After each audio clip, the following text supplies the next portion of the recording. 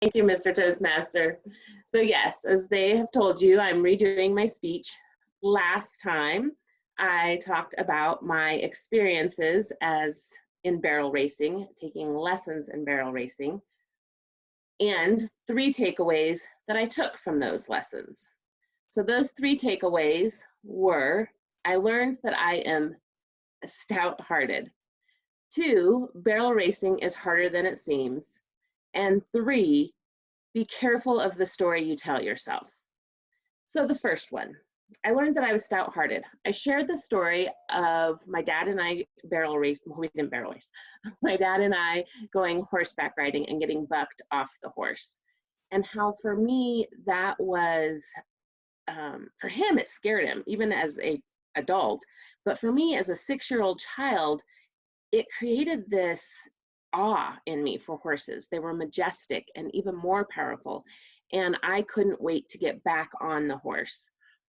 So as my dad was retelling this story to his friends, he called me stout-hearted. Stout-hearted means persistent, not giving up.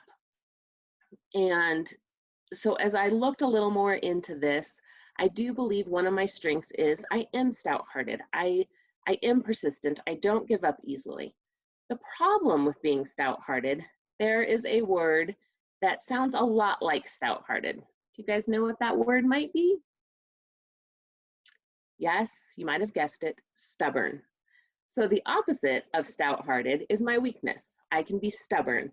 I can dig my heels in and it's not always in my best interest when I'm digging my heels in and choosing to persist in something when maybe I should take a different path.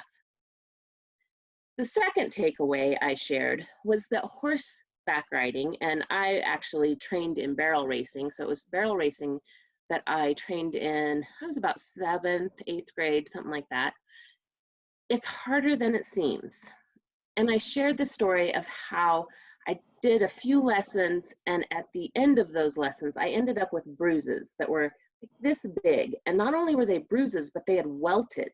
And they were pretty good welts, so much so that I could barely walk. And because of that, my parents said, okay, you can't do lessons until your bruises heal. Riding a horse is harder than it seems. The third takeaway I took is be careful of the story you tell yourself. What I shared last time was that I had believed that I didn't go back to barrel racing. So after that barrel racing experience and having the bruises, I never did go back and take more lessons. And for years, I believed that I had given up. For years, I believed that when things got hard, I quit. I was a quitter.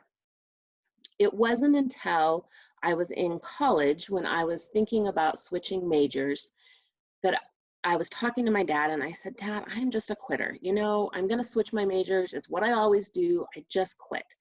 And he looked at me and he said, Jennifer, what are you talking about?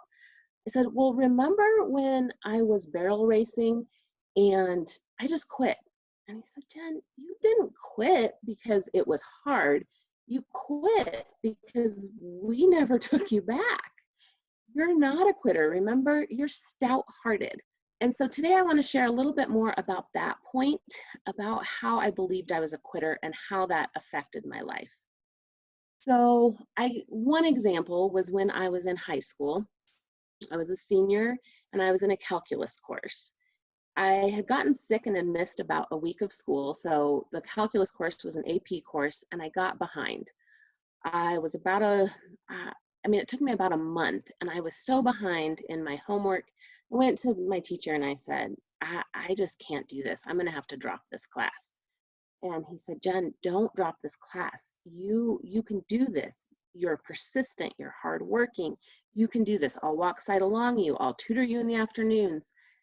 And I just remembered my barrel racing lessons. And in my head, I told myself, you're a quitter. You give up easy. So just give this up like you do everything else. And that was the voice I listened to. And so I did. I dropped my calculus course and didn't take calculus, except I had to then in college. So then I was kicking myself.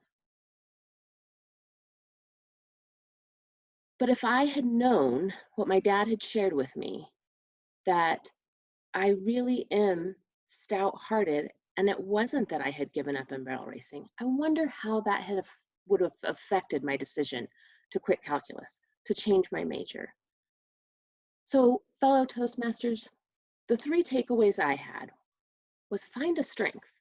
And in my takeaways, I do want to encourage you to take your next step as well, and for you to maybe take something away.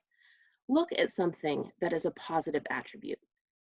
And like me, your positive attribute sometimes can be a weakness as well. So just to be aware of both sides and to step in and lean into the positive side of your attribute. Number two, there are things in life that are harder than they might seem at first. And I would encourage you to just take that next step. Just take it one day at a time. Don't get overwhelmed, but just to take that next step. And three, be careful of the story you tell yourself. Is there a story that you're believing about your life that just may not be true? And if it's not true, figure out the truth. Lean into that truth. Live that truth and live your new story. Thank you.